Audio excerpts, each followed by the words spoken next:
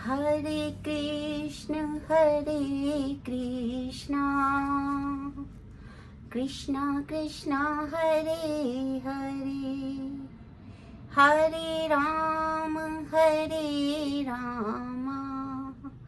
राम राम हरे हरे। हरे कृष्णा सभी भक्तों को मेरा दंडवत प्रणाम। आज हम भगवत गीता जी के 9वें अध्याय के 31वें श्लोक पर विचार विमर्श करने जा रहे हैं। इस श्लोक में भगवान कृष्ण जो हैं वो ये बता रहे हैं कि धर्मात्मा को क्या लाभ होते हैं और किस प्रकार से वो अपने भक्त को एकदम निर्भय होने के का वचन दे रहे हैं। तो भगवान क्या कह रहे हैं, क्षिप्रम भवति धर्मात्मा शश्वत शांति निगच्छति कौन्तेय प्रतिजानेह न मे भक्ता प्रणश्यति। अर्थात क्षिप्रम भवति अति शीघ्र बन जाता है, हो जाता है धर्मात्मा, और शश्वत शांति निगच्छति एक ऐसी शांति की तरफ निश्चित रूप से जाता है जो शाश्वत है, अर्थात नित्य है, जिसका विनाश नहीं होगा। कौन्तेय प्रतिजानेहि, हे कुंती पुत्र प्रतिजानेहि, घोषणा कर दो, ना मे भक्ता प्रणश्यति, मेरा भक्त जो है वो नाश को प्राप्त नहीं होता है। हरे कृष्णा। अब यहाँ पर एक शब्द है धर्मात्मा। ये धर्मात्मा कौन है? वास्तव में जो जीव इस भौतिक जगत में आया है उसका सबसे बड़ा धर्म ये है कि वो अपनी शूद्रता को स्वीकार कर ले। कैसे? क्योंकि शूद्र वो होता है जो सेवक होता है, जो दास होता है। क्योंकि भगवत गीता जी में वर्णाश्रम को गुण कर्म विभागशः बताया गया है। यदि उस दृष्टि से हम जो है विचार करते हैं तो ये जितने भी जीवात्माएं हैं ये सब जो हैं वो भगवान के छोटे अंश तो हैं ही, किंतु उनके समान नहीं है, अपितु अति सूक्ष्म रूप में भगवान के दास हैं, सेवक हैं। तो हम सब यदि अपने आप को देह मानते रहते हैं तो इस देह आत्म बुद्धि में तो भगवान का कहीं स्थान नहीं है। मगर भगवान दूसरे अध्याय से ही अर्जुन को यह शिक्षा दे रहे हैं, और यह भगवत गीता जैसा कि हमें सबको मालूम है कि ये केवल अर्जुन के लिए नहीं कही गई है, अपितु अर्जुन के माध्यम से मेरे लिए, आपके लिए, सबके लिए कही गई है। तो वहाँ पर दूसरे अध्याय से भगवान बताते हैं कि हम जो हैं, जो इस भौतिक शरीर में हैं, वो हम शरीर ना होकर के क्या हैं? आत्मा है। और ये आत्मा जो इस शरीर में रहती है उसको कहते हैं जीवात्मा। और यह जो जीव है ये भगवान का क्षुद्र अंश है, इसलिए अपने स्वभाव में यह नित्य प्रति भगवान का शाश्वत दास है। वो यहाँ भटक इसलिए रहा है क्योंकि वो ये विस्मृत कर जाता है कि वो शाश्वत दास है, और भगवान की तरफ से जो उसको थोड़ी सी स्वतंत्रता दी गई है, स्वाधीनता दी गई है, वो उसका क्या करता है? दुरुपयोग करता है। ऐसा दुरुपयोग करता है कि वो स्वयं को ही करता और सब कुछ मानने लग जाता है, और इसीलिए वो दुष्कृतियों में फंस जाता है। दुष्कृतियाँ क्या हैं?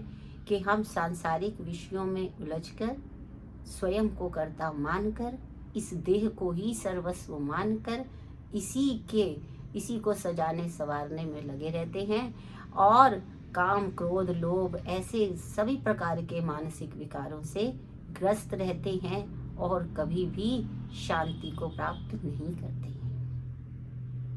ये जो जीवात्मा, कभी कभी हमें लगता है कि हम बड़े सुखी हो गए, बड़े अच्छा चल रहा है सब कुछ, बहुत बढ़िया, ऐसा लगता है ना। लेकिन वो कितने दिन रहता है? थोड़ी सी। किसी चीज की इच्छा की हमने, वो प्राप्त हो गई, थोड़े से दिन बहुत अच्छा लगता है कि हमने जो सोचा था मिल गया, बड़ा मजा आया। लेकिन थोड़े ही दिन बाद वो जो मिला था उसकी चमक कम होने लगती है, या फिर एक दूसरी इच्छा इतनी प्रबल हो जाती है कि ये जो पहले मिला हुआ था उसका सुख को भूल ही जाता है। उसके लिए भगवान को धन्यवाद देना भी भूल जाता है कि उसने मुझे जो है इतनी कृपा मुझ पे कारण की है। उसके लिए भगवान का धन्यवाद देना भी भूल जाता है, अहंकार में पड़ जाता है, और फिर यही लोग जो है दुष्कृतिनः कहलाते हैं। तो भगवान कह रहे हैं कि जो मेरे चिंतन में आ जाता है, जो कृष्ण भावना भावित हो जाता है, वो क्या हो जाता है? क्षिप्रम भवति धर्मात्मा, वो शीघ्र ही धर्मात्मा बन जाता है। और फिर जो उसको शांति मिलती है, वो जिस शांति की तरफ जाता है वो शाश्वत है। शाश्वत शांति निगच्छति, वो शाश्वत है, वो शांति फिर नष्ट नहीं होती है। और फिर क्या कहते हैं, इसकी अतिरिक्त क्या कह रहे हैं? कौन्तेय प्रतिजानीह नाम भक्ता प्रणश्यति, अर्थात हे कुंती पुत्र, ये घोषणा कर दो कि मेरा भक्त कभी भी विनाश को प्राप्त नहीं होता है। हरे कृष्णा। तो यहाँ पर दो तरीके से बात जो है वो बताई गई है कि एक तो धर्मात्मा वो है जो भगवान की शरण में आ गया और उसे शांति भी वैसी ही मिलेगी। लेकिन जो दूसरी बात वो जो अर्जुन को कह रहे हैं, कुंती पुत्र तुम ये घोषणा कर दो कि मेरा भक्त कभी नष्ट नहीं होता। भी प्रश्न उठता है मन में कि भाई भगवान कृष्ण भी तो वहीं खड़े थे, उसी युद्ध क्षेत्र में खड़े हैं, तो वो स्वयं क्यों नहीं घोषणा कर देते कि मेरा भक्त जो है नष्ट नहीं होगा? वो अर्जुन को क्यों कह रहे हैं कि तुम करो ये घोषणा कि मेरा भक्त कभी नष्ट नहीं होता? निर्भय होकर ये घोषणा कर दो। अब हम देखेंगे कि सबसे ज्यादा जो हम सभी को जो भय होता है, चिंता होती है, क्या होती है? अपने विनाश की चिंता। ये करेंगे तुम्हारा अहित ना हो जाए, ऐसा करेंगे तो कोई हमारा बुरा ना कर दे। लेकिन भगवान क्या कह रहे हैं? भगवान अर्जुन के माध्यम से, क्योंकि अर्जुन से बड़ा भक्त कोई है ही नहीं, अर्जुन ने जो है भगवान को अपना सखा भी माना है, भगवान को अपना गुरु भी माना है। उसने उनसे कहा है कि मैं आपका शिष्य हूँ और अब आपकी शरण में आ गया हूँ। तो वो जब भगवान की शरण में आए हुए हैं और बहुत बड़े भक्त हैं, तो भगवान ये बताना चाह रहे हैं कि अर्जुन जब ये बोलेगा कि भाई भगवान ये कह रहे हैं कि जो भगवान का भक्त है वो कभी नष्ट नहीं होगा, तो इससे क्या संदेश जाता है? इससे ये संदेश जाता है कि ये जो भक्त है, अर्जुन नाम का ये जो भक्त है, ये निर्भय हो चुका है, अब इसे विनाश को प्राप्त नहीं होगा, क्योंकि भगवान स्वयं उसके मुख से ये घोषणा करवा रहे हैं कि सबको घोषणा कर दो कि मेरा भक्त कभी नष्ट नहीं होता है। ऐसी घोषणा क्यों करवा रहे हैं? ऐसी घोषणा बार बार कलयुग में करने की आवश्यकता है।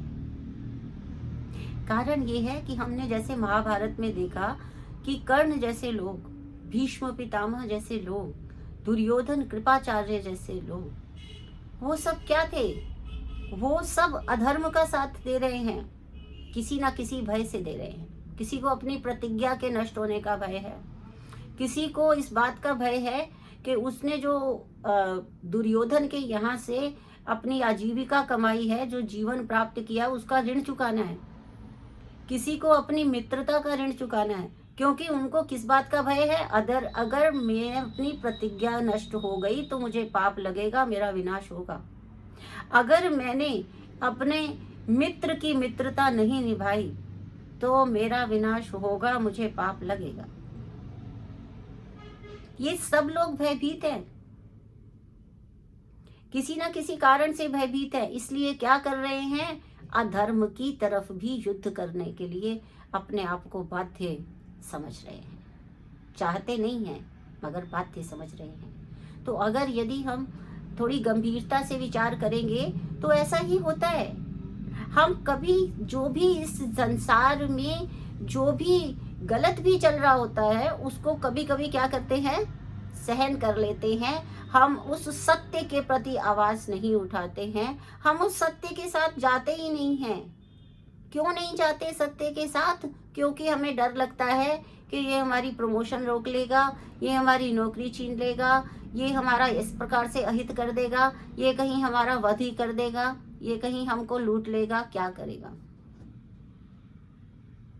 तो ये जो भय है, ये जो सांसारिक भय है, ये मुझे क्या कहेगा, लोग मुझे क्या कहेंगे, ये जो भय है, इस भय के अंतर्गत हम जीवन में बहुत सारी दुष्कृतियों को अपना लेते हैं। सुकृति करने से डरते हैं, पुण्य की ओर बढ़ने से डरते हैं, सत्य का साथ देने से डरते हैं। भगवान जानते हैं कि ये मनुष्य की दुर्बलता है कि वो डरता है। तो भगवान क्या कह रहे हैं, क्षिप्रम भवति धर्मात्मा शाश्वत शांति निगच्छति। अगर आप धर्मात्मा हो गए, धर्मात्मा कौन है? जो भगवान के चरणों में समर्पित हो गया है, जो सदैव सदैव भगवान की ही चिंतन करता है और कोई चिंतन नहीं करता है, अन्य किसी विषय में उसको कोई भी जो है वो रुचि नहीं रखता है, केवल भगवान की कथा में रुचि रखता है, भगवान के चरणों में स्नेह रखता है, भगवान का ही चिंतन करता है, ऐसा व्यक्ति धर्मात्मा हो जाता है और उसको शाश्वत शांति भी प्राप्त हो जाती है।